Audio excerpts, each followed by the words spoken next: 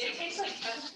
I think it's Saturday. I like the Lotus. If you got like Lotus, I got used to drinking Lotus, so like now. But did she give you a new slip or is that the old one? This is a new one. Because I turned in the old one, she was like, oh, I might give you a new one, and then she never gave me a new one. Dude, I'm getting my wisdom teeth. Like, I think this was bacon. Are you like? Which means I'll be gone too, unless I come like You're just. swollen. You're like you're senioritis unintentionally. Yeah, I wish I want to be a school. That's so funny. But Yeah. All right, let's start with the prayer. Oh. Let us remember. It was. Okay, guys. Shh. Let's start over. Let us remember, and we're in the holy presence of God. Lord, allow me to work on my attitude. Teach me to be more loving, compassionate, patient, obedient, and humble. And strip away all the anger, bitterness, stubbornness, laziness, pride, and complacency that resides in my heart. Allow me to understand that I should be grateful for what I have, for my life, where I live, for my success, for my ability to have a future. Help me to become more like Christ and to practice what I preach on a daily basis. St. John Baptist de La Salle, pray for us. Live Jesus in our hearts forever. All right. Remember, for this class, we've got 1, 2, 3, 4 weeks of instruction left, right? Including, yes, Sophia, the tasks, right? Remember, that is your final, okay? So don't complain, because the day of finals and finals week, you're not gonna have a final, okay? You're gonna do the Eastern course evaluation that Eastern wants you to do. Okay, that's all we're doing for your sit-down final. And for you seniors, that's going to be on a different day anyway. But okay, so the tasks, remember, are all part of your final exam, right? They all go under the final exam category. Right? So this week you're going to have task 3, which you see up there. Right? We're going to look at it more towards the end. Okay. All right. This week has to do with imperialism. Europeans moving from colonialism to imperialism, right? They are very different things. Okay, so we're going to take a look at that today. Let me set this up first. Bam. Okay. There we go. And so, yeah, Methodius is just gone. He's just not here. All right.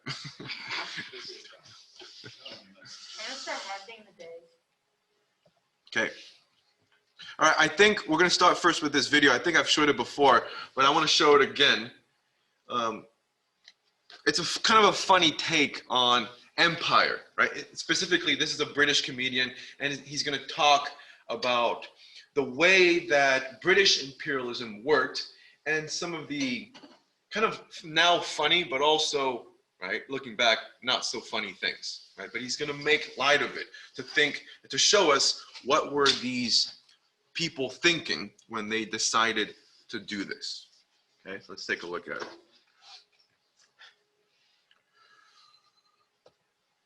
A long time ago. All right, so obviously poking fun, right? At kind of a very true thing. To some of the museums' credits, though, however, right, all over Europe, some European museums are giving back a lot of the things that were taken from the former colonies, right? So it has changed a little bit, but they really can't give everything back, otherwise the museums wouldn't exist anymore. There'd be like one room. But that's a consequence of imperialism, and we're going to talk about that today. Okay.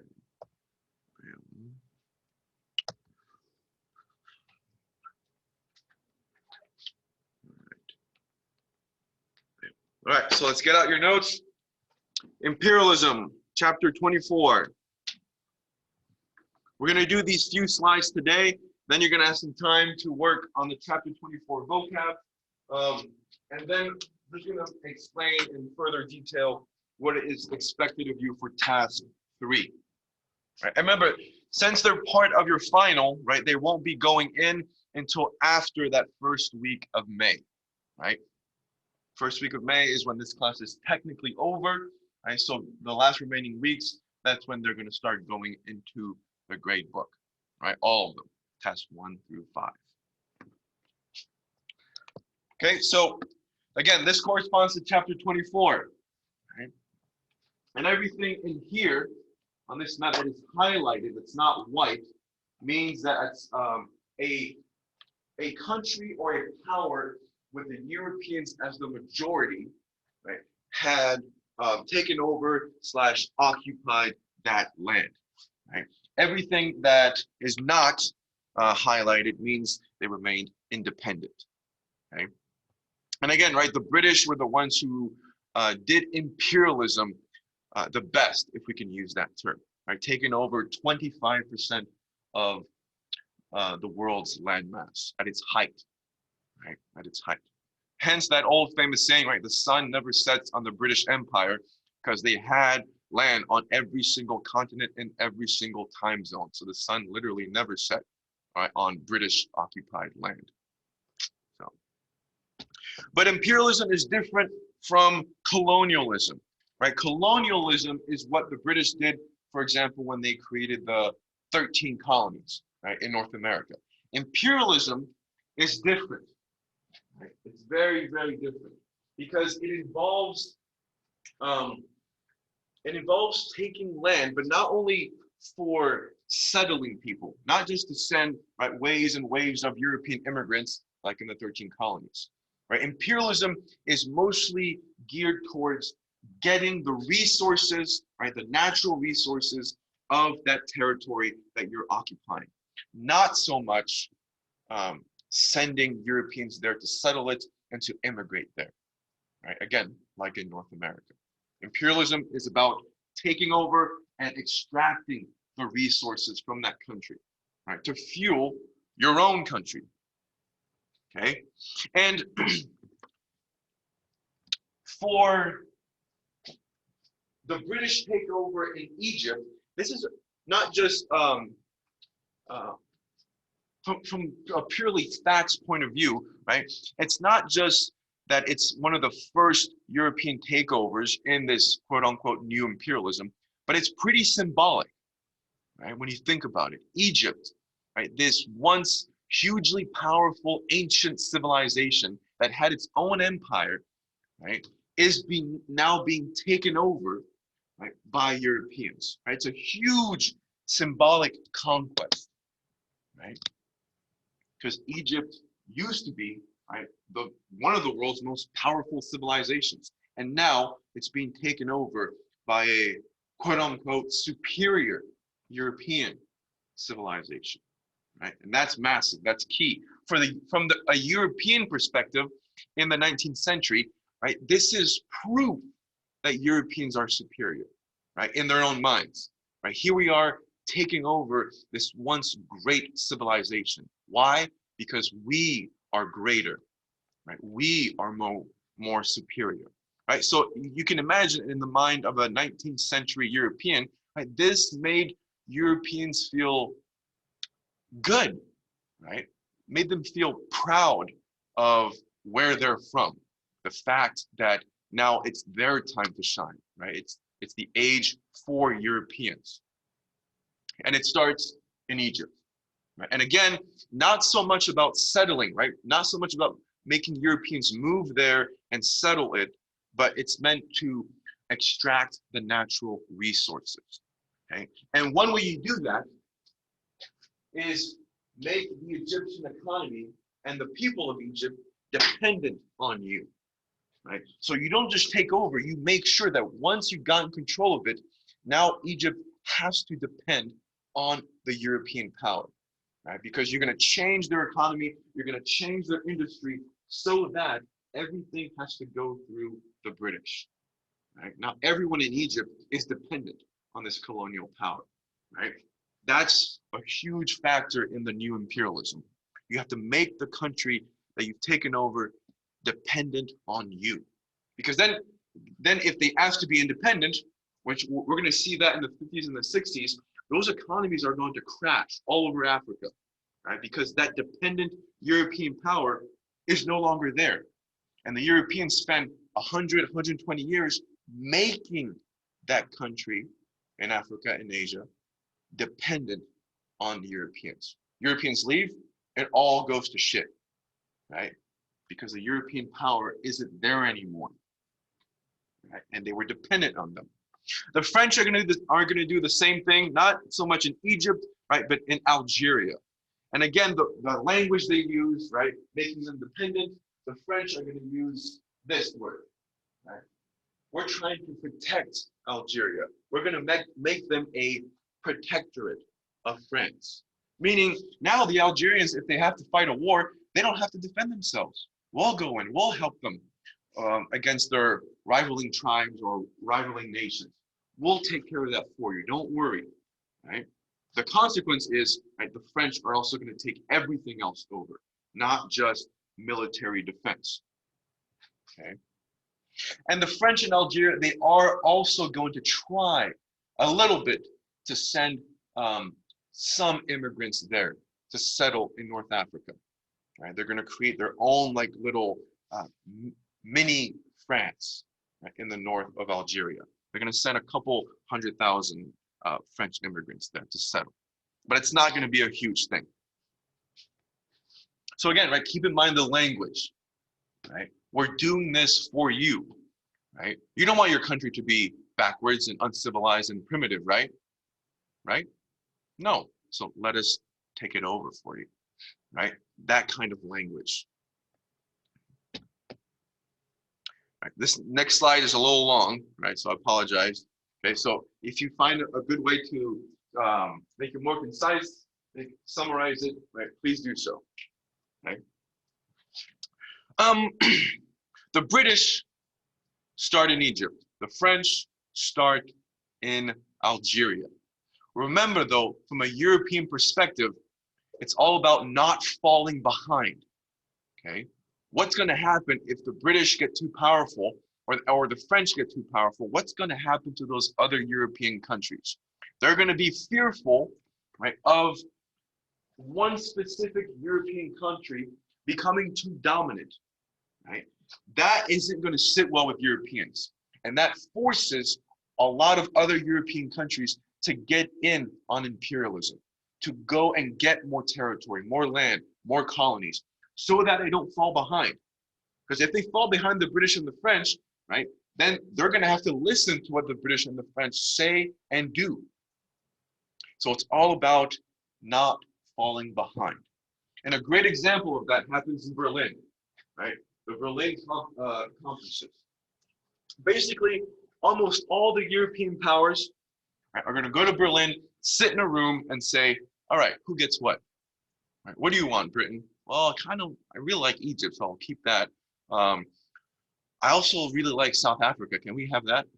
And they're gonna, right, imagine prime ministers, presidents, representatives of royal families all coming together and dividing up the world amongst themselves. Okay, that actually happens. The French are going to say, yeah, we'll keep Algeria. We like it. We sent some people there already. But we also really like Madagascar, right? Huge fan of lemurs. Can we have it? Right? Imagine that kind of language. This language that has no regard for the permission, the consent, or even the opinion and feedback and criticisms of the people who actually live there. And you might think, well, of course they're not going to ask them, right? But it doesn't make sense if on paper your language is, we're doing this to protect these places, right? We're doing it to protect Algeria, to protect Madagascar. But the paper has no language about what the people there feel about that protection. They ask for that protection. Right? It's probably a good thing to know, right? But that's not in any sort of documents, right? Because they weren't asked, right? They were not asked. But that happens at the Berlin conferences, right? Dissecting the African continent and different parts of the world, right? Hence, you go to Africa today, some places are English speaking, some places are French speaking, some places are Spanish speaking, some places are Portuguese speaking, and a few places are still have some German speakers, right? It's because of that, because they divided up the African continent and then took it over. Right? And this key term in here as well, right? Social Darwinism, right? Goes hand in hand with kind of a, not an explicit racism, but implicit, right? The Europeans aren't going in and saying like really publicly racist things in public, but they are, it's very implicit in their documents, right? We're doing this because the Negro race needs our help, right? We're doing this because we need to make sure that we help out this part of the world and make them more European, right? It's not public in terms of hatred, right? But it's implicit in terms of trying to pass it off as them helping, okay? And social Darwinism says, right, the fittest in the world, white Europeans, right, are going to be the ones who survive and who thrive. And the rest have to either catch up or they're going to fall behind, die, go extinct, right? We'll talk about that concept a lot more later on too. South Africa is kind of a different breed, right? Because even before the British get there, the Dutch, right, from the Netherlands had already gone and migrated there, right? For about 300 years before this, right? And they set up kind of their own unofficial colony. So there are already white Europeans in South Africa, been there for 300 years, right? Starts almost right after the Protestant Reformation. People are going to leave Europe, right? Leave persecution for their religion. Some in the Netherlands are going to go to South Africa, right? There's also going to be a lot of English, French, Belgian migrants who go to South Africa. But the British are going to take it over eventually, right? Which is kind of ironic, right? The Dutch, who are fleeing religious persecution, go to South Africa, they take it over, certain parts from the natives. They lived there for 300 years. The British, right, then take it over from the Boers, right, from those Dutch Protestant migrants as well. And here's probably the biggest consequence here, right here. Right? I'll read that out loud so you make sure you get that in. The Berlin Agreements divided Africa into territories along straight lines that cut across indigenous boundaries, and European competition and influence destroyed or transformed African political and economic systems, right?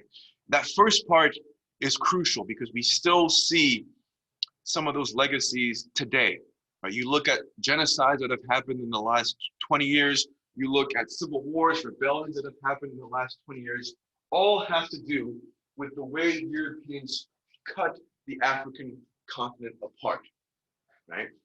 Algeria, the country, did not exist as a thing before the French go there, right? They're the ones who draw the borders on the map of Algeria, right? The Germans do the same thing in Cameroon. The British do the same thing, most notably in Rwanda, Uganda, and Burundi, right? Now you have people who have hated each other for thousands of years, right? Ancient rivalries, and now a European country is saying, you're all one people now, right? You all belong to the country of Rwanda, right? Good luck, hope you get along, right? And that tension is still being played out today, right? All over the African continent. And most notably is probably Nigeria, right? The north, where you have the Yoruba, who are mostly Muslim, in the south, you have the Ogdo, who are mostly Christians, were lumped in by the British, right? And they had to figure out, because of the British, how to get along in this new country that was created for them, right? And that's one of the big consequences of African imperialism, right? Again, if you know anything about the Rwandan genocide, that's an extreme example of a consequence of imperialism in Africa, the Rwandan genocide. You guys know about that, right? Rwandan genocide. The British created these. So I'll go a little bit on a tangent.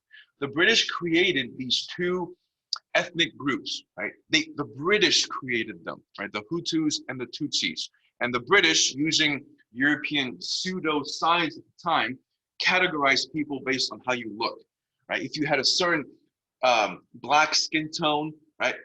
Facial features, your nose, the shape of your head, you were a Hutu. If you were maybe lighter in skin and had smaller noses, smaller eyes, smaller facial features, then you're a Tutsi. The British created these two groups. Then the British said, all right, peace, guys, we're going back to Europe. Good luck with everything. Right after the British and the Belgians leave, there's a massive genocide that happens in Rwanda between these two groups, because those people, after hundreds of years, had internalized those made up categories, right?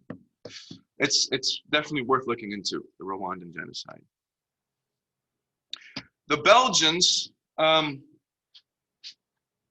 think about this, right? This tiny little country in Europe, Belgium, has this one of the biggest African colonies, right, amongst all the Europeans, right? The Congo, also known as Zaire, also known as the Congo Free State or Belgian Congo.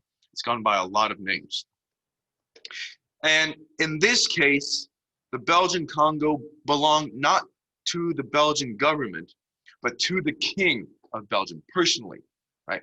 It was like if you own a house one day, right? That's the equivalent of ownership that the king had. It was only his, right? Not the parliaments, right? Not the governments, right? The entire country belonged to King Leopold, right? And because of that lack of regulation, that lack of oversight in the Belgian Congo, it experienced some of the worst atrocities known and documented that we know about in terms of the African colonies.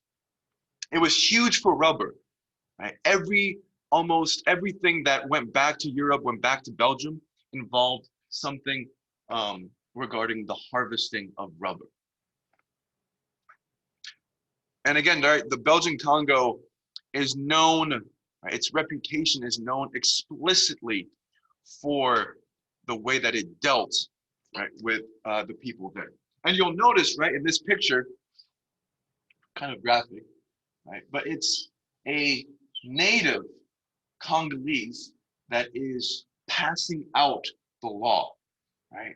Again, Europeans are, for lack of a better term, are very good at turning people against each other, right? Giving some power to some natives, right? And then using them, not Europeans, but using them to manage the colony, right? And this is what is kind of tragic about imperialism in Africa, is you have, right, native people doing this to their own people because the Europeans are making them do it, right? And the Belgians were the best at doing that, at using natives to their own, for their own ends, right? Police, right, patrolling, right, passing laws, enforcing laws. Brittany, can you read this right here? Yeah. It is blood-curdling to see that the soldiers returning with the hands of the slain, and to find the hands of young children amongst the bigger ones, evidencing their bravery. The rubber from this district has cost hundreds of lives, and the scenes I have witnessed while unable to help the oppressed have been almost enough to make me wish I were dead. This rubber traffic is steeped in blood, and if the natives were to rise and sweep every white person on the Upper Congo into eternity, there would still be left a fearful balance to their head. And that's from an actual white Belgian official, right? And what he's talking about in terms of the hands, right, has to do with this picture here, right? There's a thing, actually, there's a thing regarding thievery and regarding breaking laws that went into almost all into the 60s and 70s in the Congo, where, for example, if Brittany stole a loaf of bread, but you had two options for your punishment, right? The Belgian method or the Congolese method, right? Depending on the severity of your crime, right? If she only stole a loaf of bread, she would get the Belgian method, right? She will only get her hand cut off and then sent back to work harvesting rubber. If her crime was severe, right, she would get the Congolese method, right? And then your entire arm, right, or almost half of your arm will be cut off. And then you get sent back to harvesting rubber. And right, just take a look at that victim toll, right? Take a look at that victim toll. Right? 50% of the population lost their lives related to the harvesting of rubber, just only in the Belgian Congo. Right?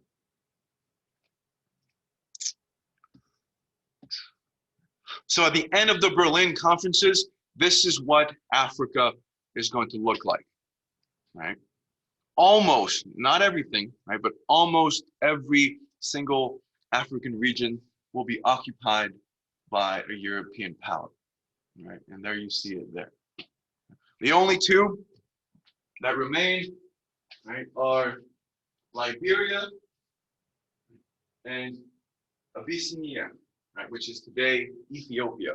The Italians are going to try to take it over, and they do for about 4 years, right? But then the Ethiopians push the Italians out once again, okay? And they're still very proud of that, okay? But you can see, right, that entire continent is almost practically all taken over, okay? And that's the height of imperialism, right? Before the Berlin conferences, there were still some Africans, some African kingdoms, some African regions that were independent. Right? So in a few short years, it went from this, right, to the map we just saw on the previous slide. Right? This is all independent, right? All these here. Independent. That's all going to be gone soon.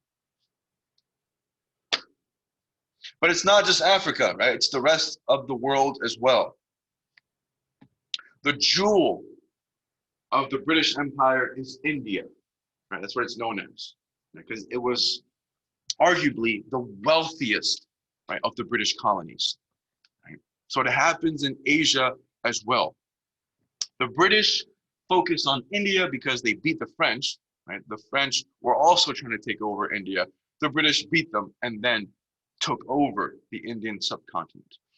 And it's India, but today, right, that also includes Pakistan, Bangladesh, right? So in the British period, all of that was India, but today, right, it's separate, distinct countries as well. The French, because they lose to the British in India, have to focus on something else, right? So they focus on these three countries: Vietnam, Laos, and Cambodia, known as Indochina, right? Indochine in French. Right? That is going to be where the French center of imperialism is in Asia is going to be, right? Those three countries. Right? If you've ever wondered why the United States got involved in Vietnam, right, it's because the French were there. They asked the Americans to help them retain their colony, right? The French were saying, we don't want to give this up. America, please help us. America says, we won't help you. But then they realized the Vietnamese, right, the North Vietnamese are communists. So then they say, oh, sure, hang on. We'll be right there. Right, and then we all know what happened, or hopefully we all know what happened eventually in Vietnam. Right, but the Americans get involved initially because of the French involvement there. And the French in Indochina eventually kind of had their heads up their asses. Sorry, excuse my language. Right, because they severely underestimated the capabilities of the Vietnamese. Right, again, this European mentality of, well, we're European, of course we're gonna win this. We're superior, right? And just like the Vietnamese did to the Americans in the Vietnam War, right? Think guerrilla warfare, hit and run. Europeans were not equipped to fight that kind of war in Indochina.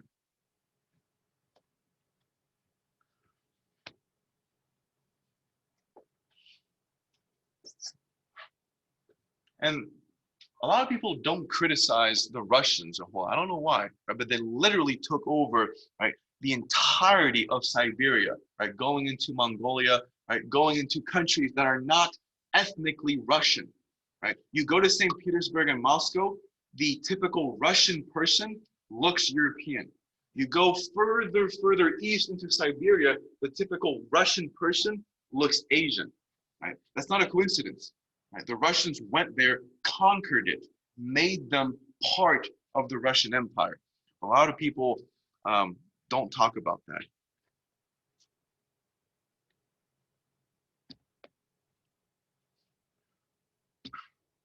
All right, we're almost there. Almost there. We kind of talked about this, but the civilizing mission, right? Europeans thinking that they were doing something good, right? Not all of them, right? Some of them actually knew what they were doing, right? We're gonna go there, steal your stuff, right? We're not gonna hide it. But a lot of Europeans truly believed, right, that they were there to help those countries become more civilized, right? We're not just going there to take their resources. We're going there so that they can enter into the modern world, right? That's the 19th century European mentality. We're helping them.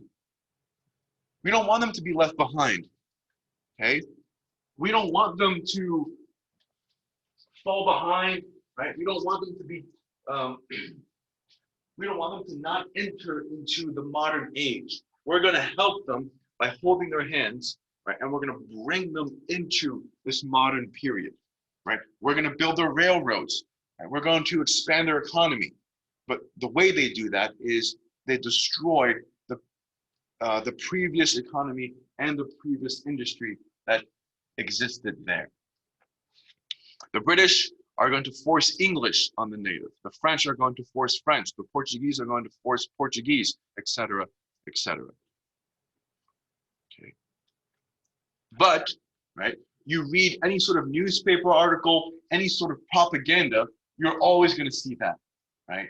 The civilizing mission. Help your country out. Help people out by bringing European innovation to different parts of the world.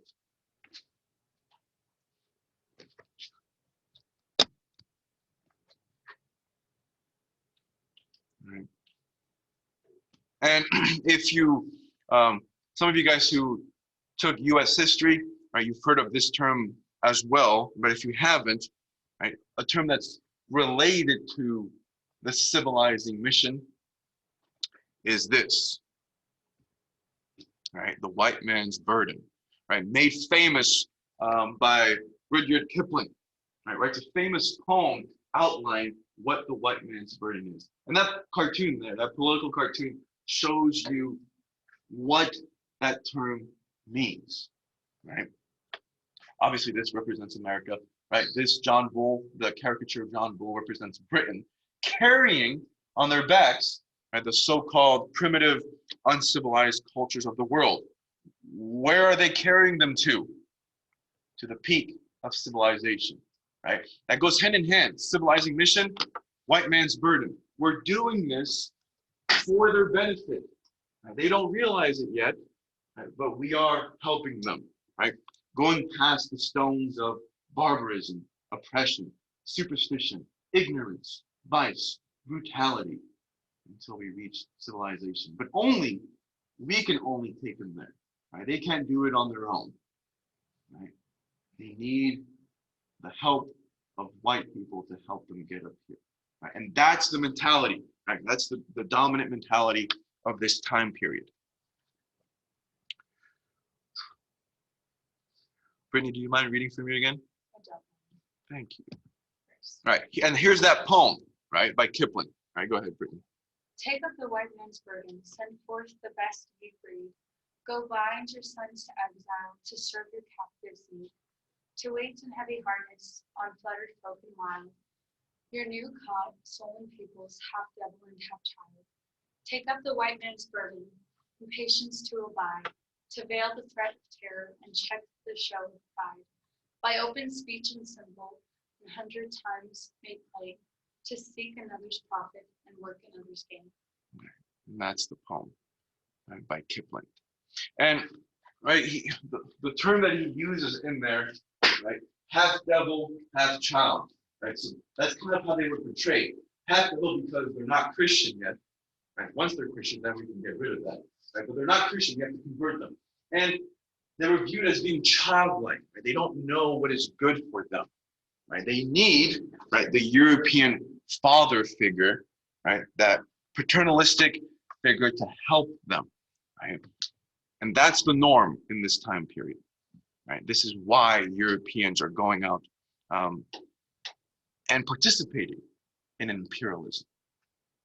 So again, right, obviously with hindsight, we look back, right, we can criticize it, but it is also very important to try to put yourself in the shoes of those Europeans. Some of them thinking wholeheartedly, genuinely, that they were doing a good deed, right? Try to picture that if you can, right? Or if you can't, right, think of a way that you can have empathy a little bit, right? Because we've all done something where we think, well, I'm doing this, I know it's the right thing to do, right?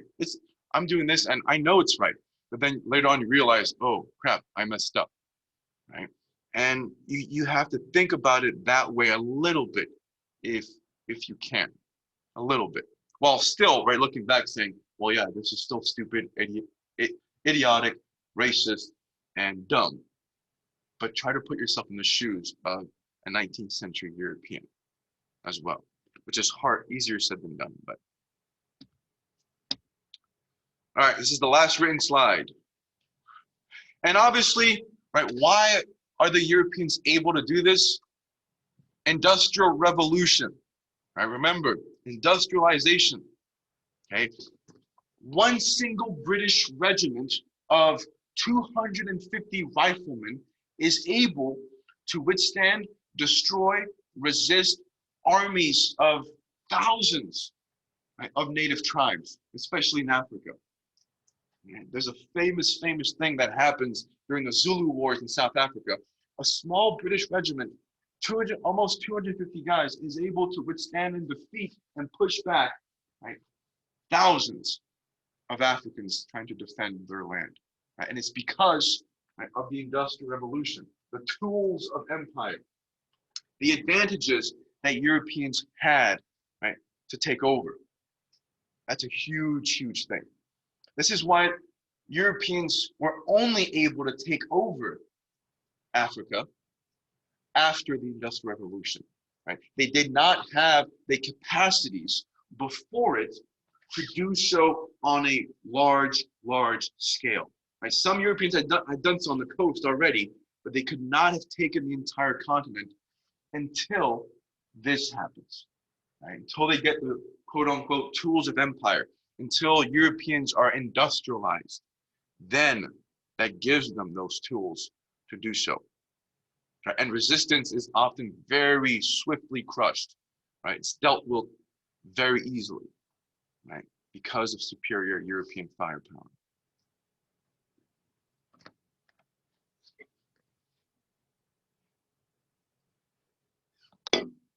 Okay?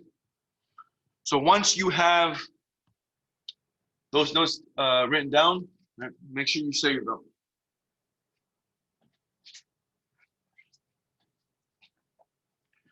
Let's see. Stop everything here. Okay. All right.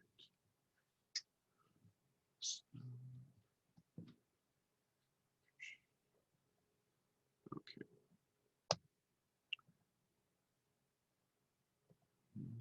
Okay. So again, save those notes, and then remember for task 3. Okay, after task 3, there's 2 more tasks, right? Remember that. Task 3 is pretty straightforward though. You're not finding a new additional primary source this time, but you're going to evaluate the sources that you have found thus far, right? The one from task 1 and the one from task 2. For each of them, your first primary source, right, in 4 to 5 sentences, you're going to tell me, right, when it was created, the time period, where, right, who wrote it, who's the author or the creator, who do you think it was intended for, right? Who was the intended audience? And then what you think the purpose of the source was, right? An example I use, for example, in U.S. history is an image of the march in Selma, right?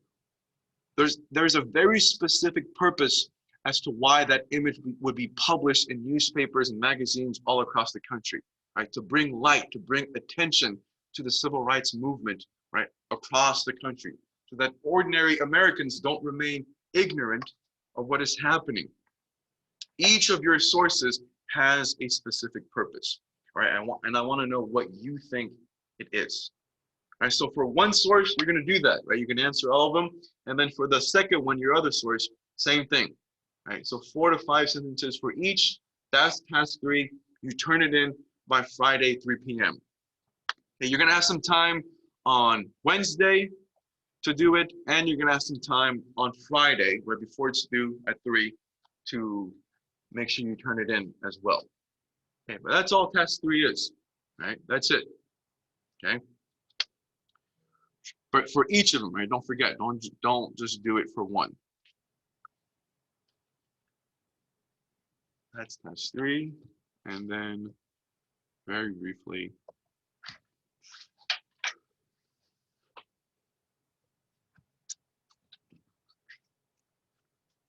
pull this up. Yes. Yeah, go ahead.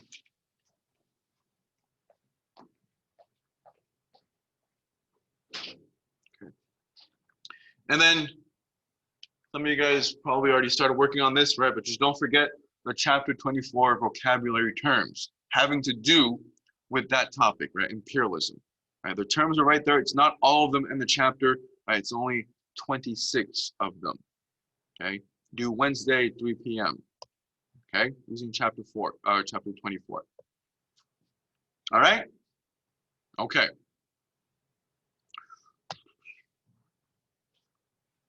Now remember, right? We only have a few more weeks, right? And then it is done. The main thing is making sure we stay on top of the task, right? Because that's going to be worth a crap ton of points, right? All of them in the final exam category, task 5, right? Being worth 100 points, right? In the final exam category. Okay, so if there's one thing you really need to focus on towards the end of the semester, right? It's the tasks, right? Especially if you're hoping to improve or increase your grade percentage a little bit. Right? If you do everything right, those tasks will definitely help you. Are you grading or ICT? No, I am. Yeah, I'm. They're going to have access to them. Like they'll view them and they'll say, "Hey, this is what I would have given this," but that won't count towards your actual grade for LaSalle itself. You know. So, but I can tell you at the end what they would have given you if you want to know. All right, that's it. Stay strong. Again, right? You got 38 school days left. Stay strong.